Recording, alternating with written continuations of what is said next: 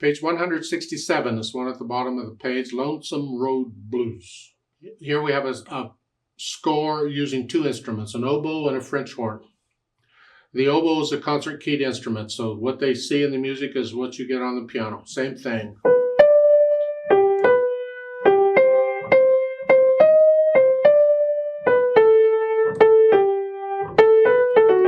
Something like that. I just want an idea what it sounded like. The French horn plays what's in the music, you're going to get a perfect fifth below. Because you'll notice the key signatures are not the same. So that tells you right there that it's not going to sound good if you play it that way.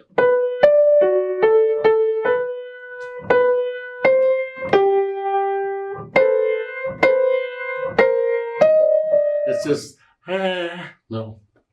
So we have to transpose the French horn part. You're going to go down a fifth from where it's written. So instead of an F sharp, it's going to be here. Go down a fifth, then up a third, up a second, up a second. And the natural sound in the music is lowering it up a half step, because in the music it's a C sharp, so it should be a C sharp, but they want a C natural, they're taking it down. So instead of playing an F sharp, you're going to play an F natural. We're going to take it down a step. So again, where the French horn comes in, it's here. Up a,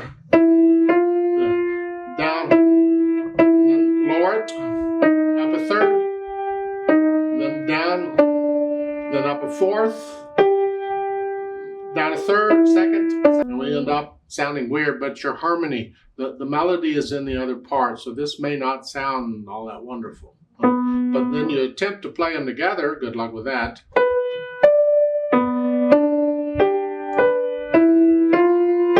Then we're here.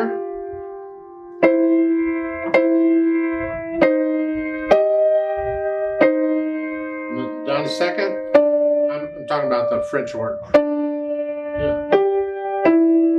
And in measure 7, they're both playing the same note for one beat. And then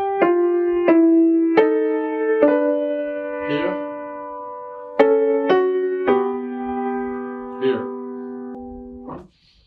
And again, if you're going to work with playing this and you want to play it with them, make sure you can play it correctly without hesitation, so you just mess them up. But that's the idea of it.